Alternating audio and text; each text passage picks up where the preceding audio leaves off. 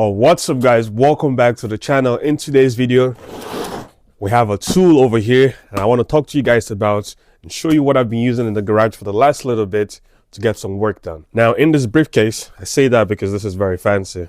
It's a diagnostic tool that I've been working with in the garage for a minute, and I gotta say I'm super impressed, and I think you guys are gonna love it too. So the first thing you see is the tool itself. Obviously remove the packaging over here because I've tried it out. I set it up so we don't have to worry about that too much. We have the diagnostic cable, so you need this to connect to the device, and then you have a whole bunch of other connectors over here for various bikes. We got the charger in here.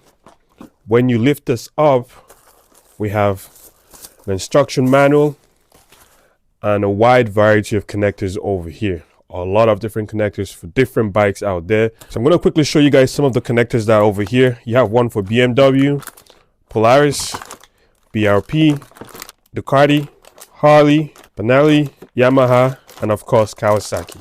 And in this little bag over here, you have one for Suzuki, Honda, KTM, and I've used this for my Aprilia RS660. Now I know what you're thinking, Mike, why do I need a diagnostic tool? You own a bike, a sled, whatever the case is, something happens, you want to be able to determine exactly what's wrong with it before you go spending possibly thousands of dollars paying the dealership to figure it out for you. That's where these tools come in. And as we obviously know, if you've been following my channel for a little bit, the dealerships or the manufacturers do not want you working on anything you own anymore. Cars, bikes, whatever the case is. There are simple things that you would be able to get done by yourself, or you used to be able to get done by yourself, and now you can't do it. Or maybe you can do it and then there's some sort of limitations. Take for example with the Triumphs, even Ducatis do them, BMWs do them. You have service, you do an oil change, but you cannot resert the service light on the bike. You have to bring it into the dealership, pay them God knows how much, and then they reset that light for you. That is an added cost that you don't need if you're able to get the service done yourself. And that's just one of many instances. So with a tool like this,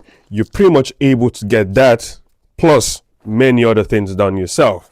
So power button over there, you have a USB-C connection, you have the main data cable connection, USB-A, and the charger cable over there. Now with the device powered on, you have access to all the information that's required. Obviously, if you're just powering on for the first time, there's going to be a whole setup you need to get done before you can use it. But since I have saved you guys the trouble of watching all of that, we're going to go straight into using this device. The first connector I'm going to be using is the one that goes to the Aprilia. This is the main data cable, and that simply plugs in like so, and then this other end goes to the device.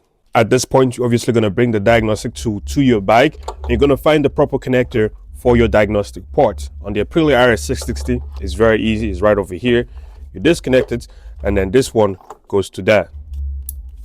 Just like that. We're going to turn on the ignition for this. With the bike plug-in, we're simply going to go into diagnostic. We're going to select the bike, so Aprilia, you click enter. It's going to communicate with the bike and get all the required information. Diagnosis, click enter, and then we're going to select the model of the Aprilia we're working. RS660, and it pulls out information and you press OK. And you want to always do auto scan, so it pulls the VIN and everything else. Now I'm going to check for fault codes with the engine, ABS, and instrument cluster system. So you're going to click scan DTCs. And as you can see, it's very quick, and we have one fault code for the engine and one for the ABS system. These are not active fault codes, so there's going to be no check engine light on the bike. These are just stored codes on the ECU from obviously the accident and everything that was taken apart and putting the bike back together. So I'm going to go ahead and clear the DTC, and it should go away and not return. And as you can see, everything is all green now, and that's what we want. Now, if you were to bring your bike to the dealership for something like this, you know, I know, everyone knows there's going to be at least an upfront diagnostic cost for that. So now we're back to the home page where we can go to service. Click Aprilia, and then when we do that, we have options for service reset, TPS, ECU reset, and ABS bleed. If I go to ECU reset, Aprilia comes up over here, and if I go into Aprilia, you can see the version. We click enter. I just completed a service on this bike, as you guys obviously know because you watch me pretty much put the thing back together from scratch. And now if we go into the model, we can do a service reset, so the bike knows there's brand new oil in here, there's a brand new oil filter, all that fancy stuff. And we're going to perform the reset, so press OK to continue and cancel to end. We're going to click OK, adjustment in process, regulation carried out. So that was very successful. When you want to perform an update, or when there's an update available for your unit, it's going to have that icon over here. And if I click upgrade, it shows you that there's an upgrade available. Back in diagnostic, there's a whole lot of other options we can perform. So if we go into instrument cluster and we click the arrow button, it gives us option to perform special functions. Not just DTCs can be looked at. We can reset keys over here. We can rewrite the odometer. So say, for example, your bike has an issue, the dash is no good. You put a new dash in it, but you have to keep in mind you can only go up. So you can't be fraudulent, so to say, and bring down the mileage on a bike. That does not allow it. So if we go to odometer rewrite, for example, we click OK. It's going to say this function allows increasing, does not allow decreasing. We just talked about that. The bike is currently in kilometers. We're going to click OK. And then we're going to enter the value that we want the new mileage to be. Let's move over to the bike real quick. On the bike, it currently has 640 kilometers on it.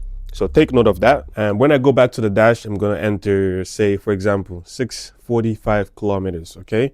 We're going to click OK over here. Input value 645. We're going to click OK and let it do its thing. And I'm going to show you guys regulation carried out in real time. There's going to be no cutting of the clip. We're going to pull it off the stand and we're going to go back to the bike and look at that 645 kilometers. Guys, this is pretty much dealership level tool over here. You just seen it. I just reset the odometer on that dash. And that's just one of many things that this device can do. Showed you guys quite a bit of stuff that this device can do on an Aprilia.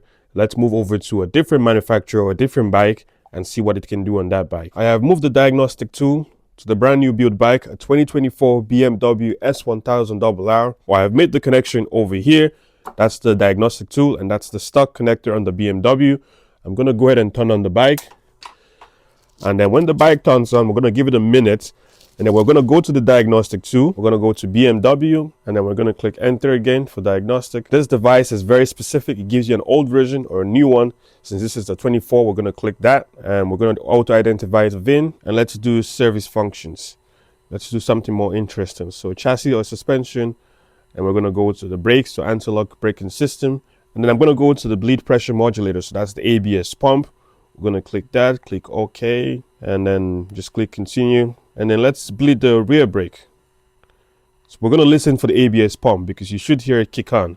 Click continue, click continue. And right there, the ABS pump is on. You can hear it. And when we apply the brake, you hear it changes.